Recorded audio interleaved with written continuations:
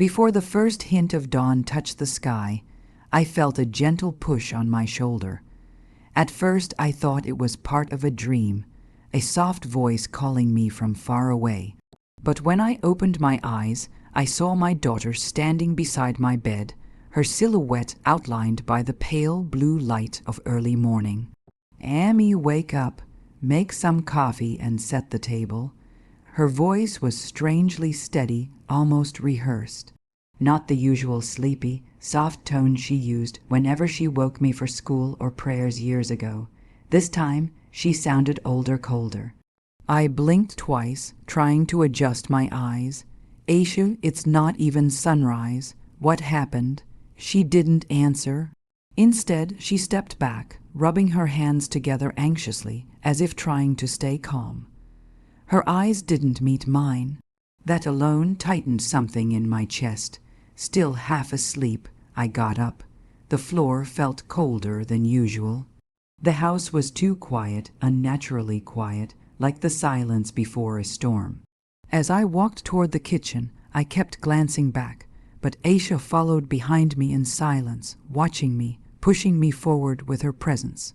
I started preparing the coffee, the familiar sound of boiling water somehow louder in the stillness. My hands moved mechanically, but my mind raced. She had never ordered me like this before. Where was this sudden authority coming from? Why couldn't she look me in the eyes? I glanced at her again. She was staring at the dining table, tapping her foot, checking her phone every few seconds. Message notifications flashed repeatedly, lighting up her face. "Are we expecting someone?" I finally asked. She froze for a moment, then pasted a weak smile on her face. "Just set the table, Amy, please, please." The words softened her tone, but the worry in her eyes grew sharper. My heart squeezed. Something was wrong, terribly wrong. I could feel it the same way one senses rain long before clouds gather. I arranged the cups, plates, and napkins, 4 settings. Then hesitated. Why 4? Aisha swallowed hard. "You'll see." Her answer dropped into the quiet room like a stone falling into deep water.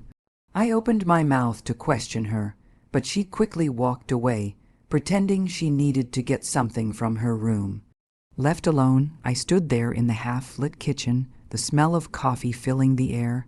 The morning felt heavy, unnatural. There was a tension I couldn't name, like secrets hanging in the air, waiting to fall. I wrapped my shawl tighter around my shoulders. My daughter had woken me before sunrise. My daughter had told me to set the table. My daughter was hiding something from me.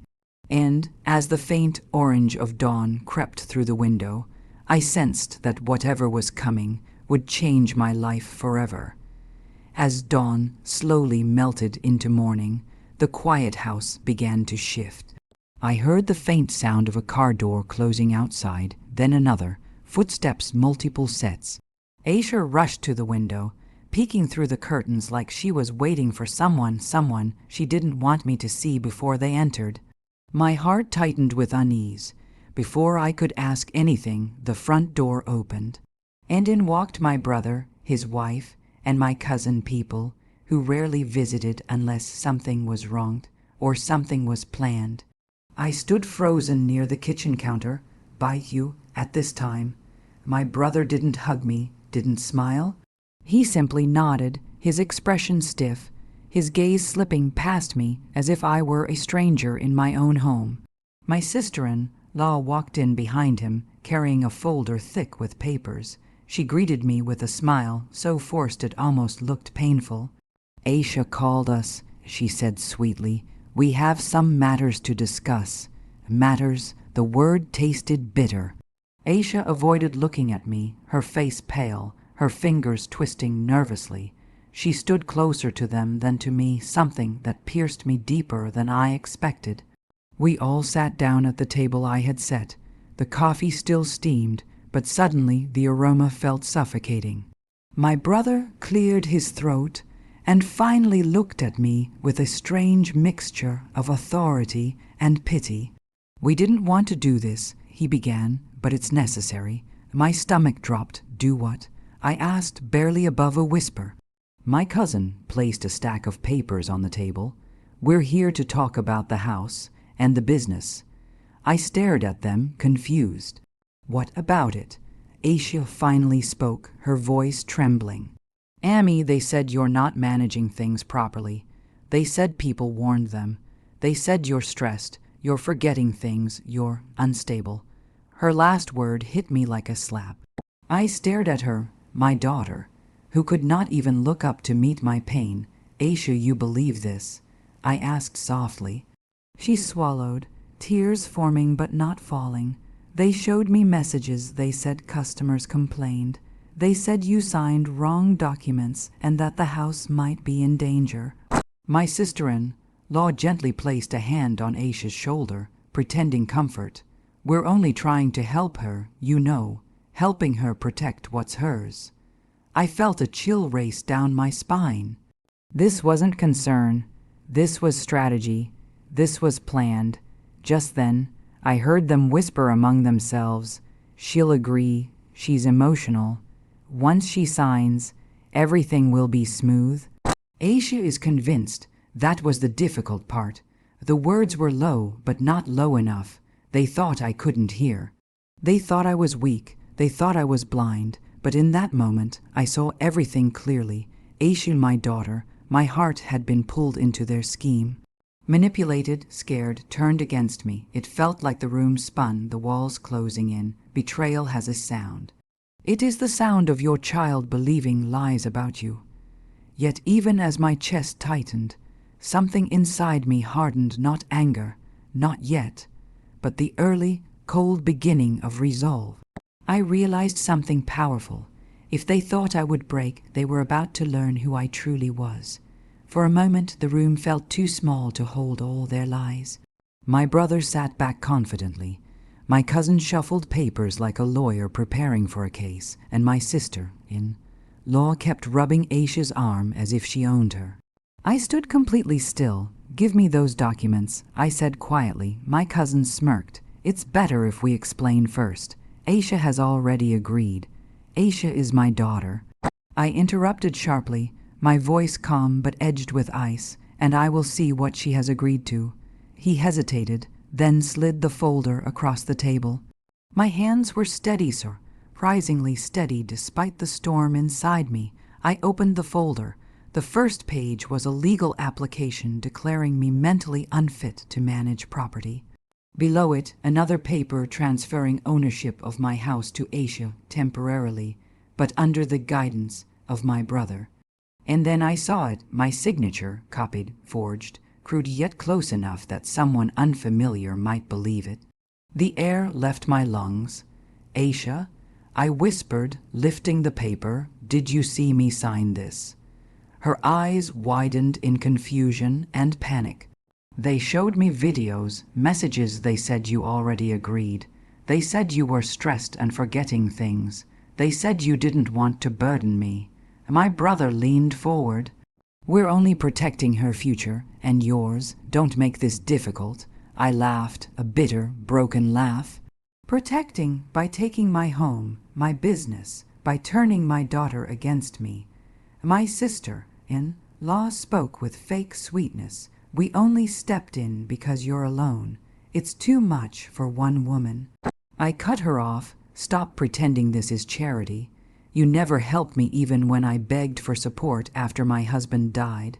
But now, suddenly, my house is your concern." Her smile faltered. I turned to Aisha, who looked like she was falling apart from the inside. "Aisha, look at me," I said softly. She did. Her eyes were full of conflict, fear, and guilt. "Have I ever forgotten your school fees, your meals, your medicines? Have I ever left you alone? Ever made you feel unsafe? No." She whispered, her voice cracked. "Then why?" I continued. "Did you think I could forget my own name on a legal paper?" Aisha's lips trembled. She looked at my brother. "Mamu, you said she was confused that day." He interrupted firmly. "Don't doubt yourself now. We did this for your good." Those words, "for your good," were the final spark I needed. Inside me, something shifted. The pain of betrayal slowly transformed into clarity. I saw their plan fully: manipulate my daughter using fear, convince her I was losing control, take my property under the excuse of protecting her. And once everything was in their name, push both of us out. Classic, cruel, calculated. I took a slow breath. "Thank you," I said. They looked confused. For what? My cousin asked, "For revealing who you really are." My calmness unsettled them. They expected tears, breakdown, maybe even a fight, but I sat down quietly, folded the papers and smiled. A smile they couldn't read. Because I had already understood the most important thing. To destroy a trap, you must first pretend to be caught. And that is exactly what I began doing. I looked at Aisha again. "Beta, you don't worry," I said gently. "If they say this is for your future, let them talk. We will decide later." My brother grinned, believing victory was close. But what he didn't know was that every word he said, every lie, he repeated every threat hidden behind his smile. I was memorizing it all. I would expose them. I would reclaim my life, and they would never see me coming, because betrayal may break the heart, but it sharpens the mind. For the next few hours, I said nothing. Silence is a powerful weapon. People reveal their true intentions when they believe you have none left. My brother and his wife whispered in the living room, discussing the next steps, assuming I was too shocked or too weak to resist. Aisha sat alone on the edge of her bed, guilt consuming her, wiping tears she thought I didn't see. I made tea slowly, calmly, because revenge tastes better when served warm and unexpected. When I entered the living room with the tray, they quieted instantly. My brother forced a smile. "Sister, we know this is hard, but once you sign the remaining forms, everything will be taken care of." I placed the tea down and sat. "Can I ask something?" I said softly. He nodded proudly, as if he had already won. "Do you trust Aisha?" "Of course," he replied. "And she trusts you," he smirked, naturally. "Good." I pulled out my phone and placed it on the table, screen glowing. "What is that for?" "My sister-in-law asked sharply." I pressed play. Their eyes widened. Every word they whispered, every sentence about manipulating Aisha, every detail about forging my signature. I had recorded it all. The room froze. My brother shot up from the sofa. "How dare you?" I raised a hand, silencing him. "Sit. It's rude to shout in a house you're trying to steal." My cousin lunged forward to grab the phone, but Aisha stepped between us, finally choosing a side. "Don't touch my mother's phone," she said, voice trembling yet firm. The betrayal she had carried was now boiling, releasing, transforming into fury. She turned toward them. "You lied to me," she whispered. "You used me. You made me believe my mother was losing her mind." My brother tried to soften his tone. "Aisha, you're confused." "No," she screamed. "I'm not." Her tears fell freely now. "You poisoned my mind against the only person who has never abandoned me, the only person who takes care of me, the only one who loves me." My chest tightened at her words, but I stayed silent, letting her speak. I picked up the documents and held them up. "These will never be used against me, because now," I lifted the phone, "I have proof, enough for the police, for court, and for every person who believes your lies." My sister-in-law's face turned pale. "You wouldn't dare." "Oh, I would," I replied, "but I won't need to." I opened the front door, gesturing politely. "You can leave my house now." My brother hesitated, anger vibrating off him. "This isn't over." The smile I gave him was calm, deadly, victorious. "For you it is." They walked out, defeated, humiliated, their entire plan collapsing in one morning, before lunchtime. The moment the door shut, Aisha broke down, falling into my arms. "Amy, I'm so sorry. I didn't know. I was scared. They said you'd lose everything if I didn't listen." I held her tight, stroking her hair the way I did when she was a child. "I know, Beta. They used your fear, not your heart." She sobbed harder. "Can you ever forgive me?" I kissed her forehead gently. "I already have. But forgiveness doesn't mean forgetting. We will learn, both of us. We sat together, the sunlight warming the room, chasing shadows out of corners where lies once hid.